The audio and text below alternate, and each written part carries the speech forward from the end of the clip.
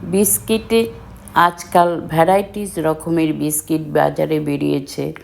আগে কয়েকটি বিস্কুটের মধ্যেই সীমাবদ্ধ ছিল, আর তাই আজকাল যেমন বেকারির বিস্কুট, দোকানের বিস্কুট, বাড়িতেও আমরা নানান রকমভাবে বিস্কুট তৈরি করতে পারি।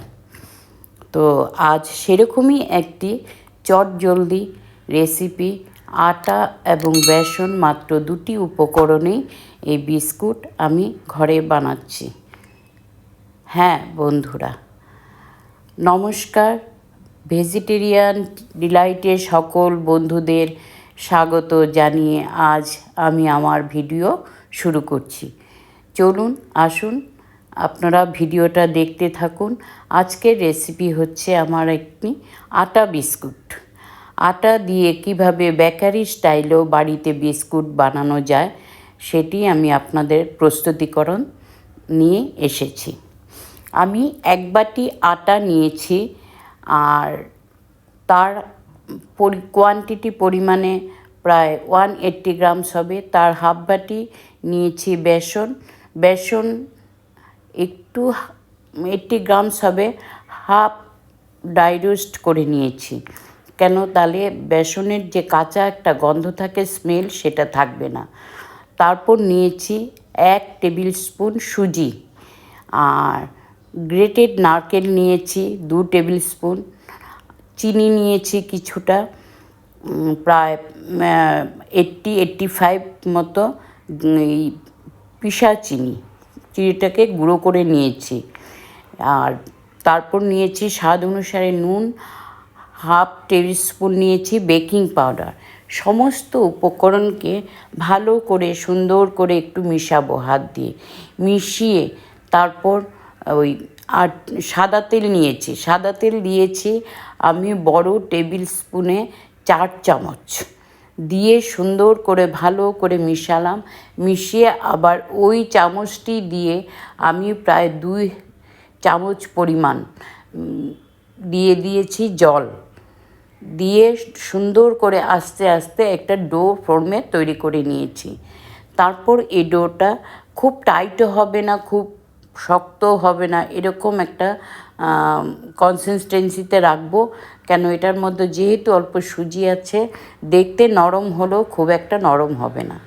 তারপর এটাকে আমি 5 to 7 মিনিটসের জন্য রেস্টে রাখবো।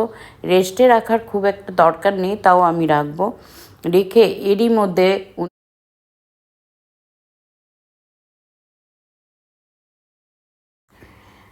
তারপর আমি চলে আসছি এই ডো থেকে কয়েকটা লিচি কেটে নেব। নিয়ে এটাকে আমি বিস্কিটের একটা শেপ দিয়ে দেব। এই বিস্কিটটা আপনারা আপনাদের রুচি এবং পছন্দ অনুসারে শেপ দিতে পারেন। কুকি কাটার দিয়ে করতে পারেন, নানান রকম ডিজাইনেরও দিতে পারেন, সেটা আপনাদের যে যেরকম খুশি করতে পারেন। তো আমি এইভাবেই করছি, আর করে বিস্কুটের শেপ দিয়ে দেব। দিয়ে বিস্কুটগুলোকে একে একে সব তৈরি করে নেব।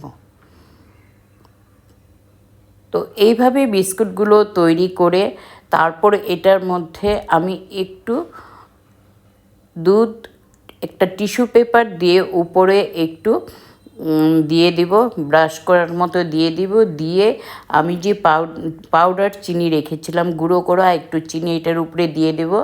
আপনারা তখন চাইলে এটার উপরে কিছু ড্রাই ফ্রুটসও দিতে পারেন, যেমন পেস্তা, কাজু, কিশমিশ। আমি আর কিছুই দিলাম না, আমি চিনিটা দিয়ে দিচ্ছি।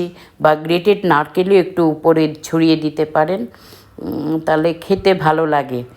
তো আমি দুধ ব্রাশ করার পরে একটু গুঁড়ো চিনি দিয়ে দিয়েছি।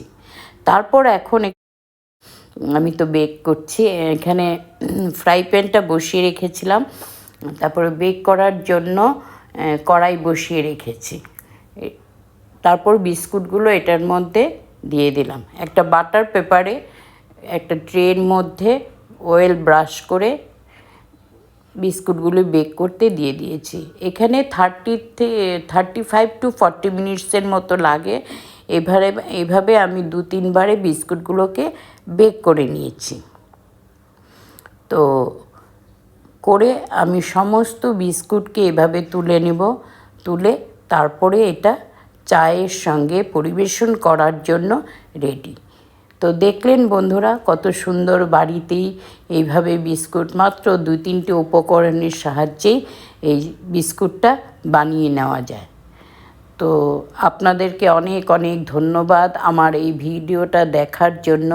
যদি নিশ্চয়ই আপনাদের কিছুমাত্র ভালো লেগে থাকে তাহলে অবশ্যই আপনারা আপনাদের মতামত ওপিনিয়ন আমাকে কমেন্টের মাধ্যমে জানাবেন। আমি ভীষণ আনন্দিত হব, ভীষণ খুশি হব।